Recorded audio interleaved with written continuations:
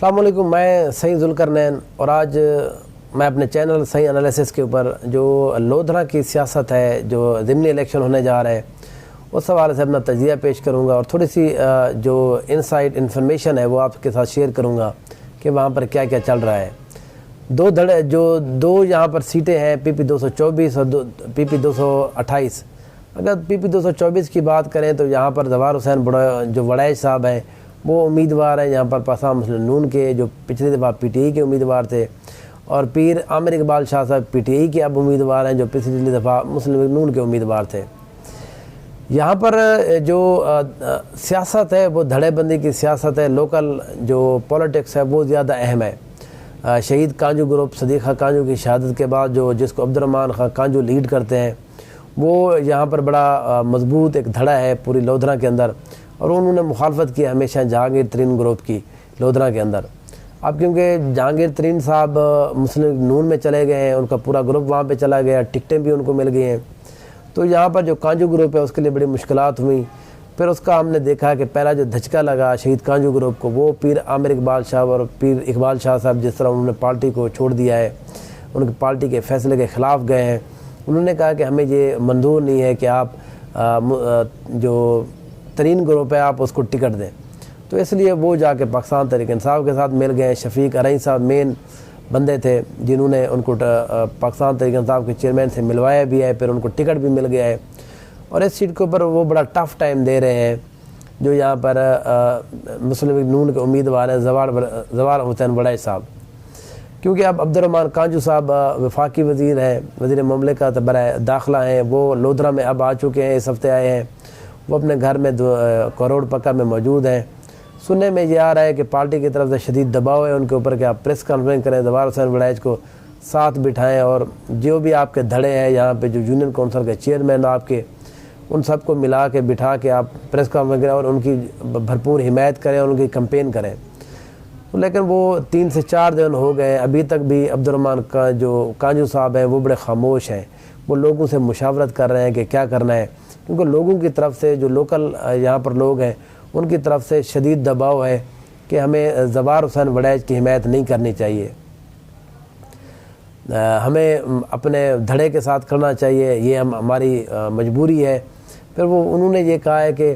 یہ اب کے بار نہیں ہے، کیونکہ اگلی بار پھر ٹکٹ جو ہے وہ زوار حسین وڑائچ کو ملے گا، کیونکہ پارٹی نے وعدہ کیا ہوا ان کے ساتھ۔ تو آپ اس سیٹ کے اوپر، اس حلقے کے اوپر ایسے سمجھیں کہ ہمارے دھڑے کی جو پولیٹکس ہے وہ ختم ہو جائے گی، پھر ہمارے لوگ جتنے بھی ہیں جس طرح کی پولیٹکس کرتے ہیں وہ تو یہاں پر رہیں گے نہیں۔ تو اس لیے عبدالرحمن کانجو کے اوپر بڑے شدید دباؤ ہے۔ نئی اطلاع یہ ہے کہ دنیا پور میں ایک پریس کانفرنس کا بھی انہوں نے کہہ رکھا ہے، صحافیوں کو کہا ہے کہ میں بہت جلد کروں گا۔ اب وہاں پر کیا وہ اعلان کرتے ہیں، کیا واقعی وہ بھرپور حمایت کرتے ہیں، یا سطحی طور پر صرف پارٹی کو دکھانے کے لیے کہ دیکھیں جی ہم ساتھ ہیں۔ بہرحال یہ تو بعد میں دیکھا جائے گا۔ اگر ہم 7 والا حلقہ جو پی پی 228 ہے،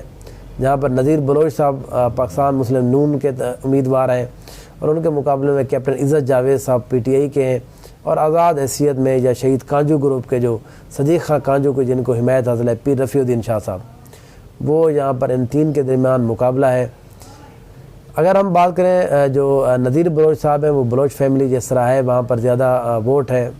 وہ ان کو پچھلی دفعہ بھی وہ جیت گئے تھے، آسانی کے ساتھ جیتے تھے اس سیٹ کے اوپر۔ اب کے بار بھی ان کے پہلے تو بڑا آسانی سے لگ رہا تھا کہ وہ جیت جائیں گے، کیونکہ وہ جو بلوچ فیملی ہے وہ بڑی تکڑی ہے، پھر نون لیگ کا ٹکٹ بھی ان کے لیے آ گیا ہے۔ لیکن ہم نے دیکھا ہے کہ جس طرح سے صدیق بلوچ نے اپنی پارٹی کے ساتھ ان کے خلاف جانے کا فیصلہ کیا ہے، اس کے بعد نذیر بلوچ صاحب کے لیے بھی بڑی مشکل ہو گئی ہے۔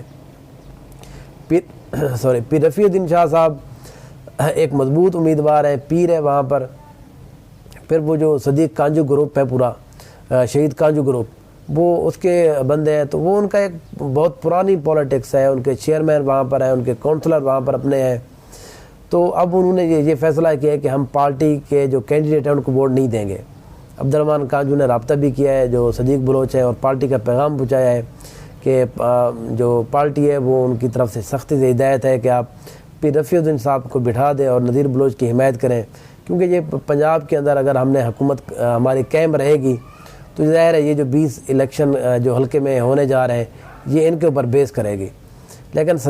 صدیق بلوچ ہے انہوں نے واضح طور پہ یہ کہہ دیا ہے کہ اگر مجھے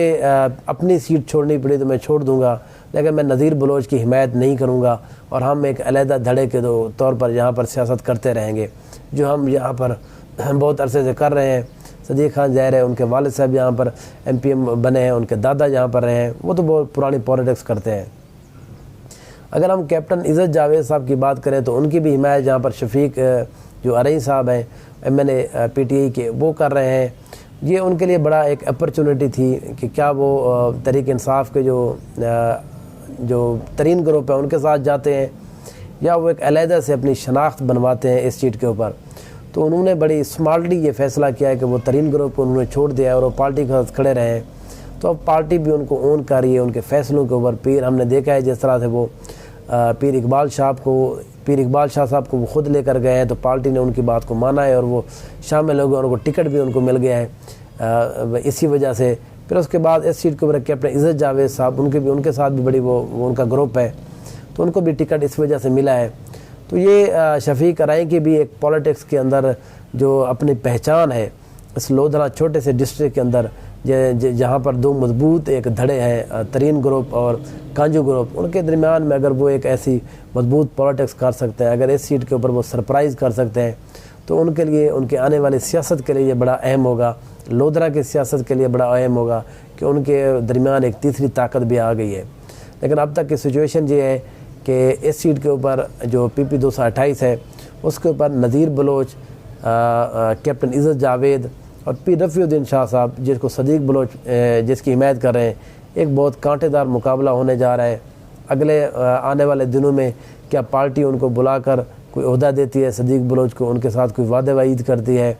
کیا رفیع الدین صاحب بیٹھ جائیں گے نذیر بلوچ صاحب کے حق میں، یا پھر اب تک کی جو سچویشن ہے ایسے ہی الیکشن کنٹیسٹ کیا جائے گا؟ اگر مسلم لیگ نون نے کوئی اور ایسے صدیق بلوچ کو راضی نہیں کیا، پیر رفیع الدین صاحب کو راضی نہیں کیا، تو میرا یہ خیال ہے کہ اس سیٹ کے اوپر مسلم لیگ نون کے جو امیدوار ہیں نذیر بلوچ، ان کے لیے یہ بہت مشکل ہو جائے گا اس سیٹ کے اوپر۔ لیکن اب تک میرے تجزیے کے مطابق ابھی تک کی سچویشن یہ ہے کہ نذیر بلوچ کا بہرحال تھوڑا بہت ان دونوں سے پلڑا بھاری ہے، لیکن ظاہر ہے جس طرح سے حالات بدل رہے ہیں، ٹائم آگے جا رہا ہے، جس طرح سے مہنگائی نے لوگوں کا جینا حرام کر رکھا ہے، پھر جس طرح سے ملکی سیاست ہے، عمران خان کا بیانیہ ہے، اور پھر صدیق خان کی جس طرح کی پولیٹکس ہے، وہ جس طرح کے جلسے کر رہے ہیں، وہ جس طرح سے ووٹ مانگ رہے ہیں، پھر شاید ہو سکتا ہے نذیر بلوچ کے لیے بڑا ٹف ہو جائے۔ Thank you so much.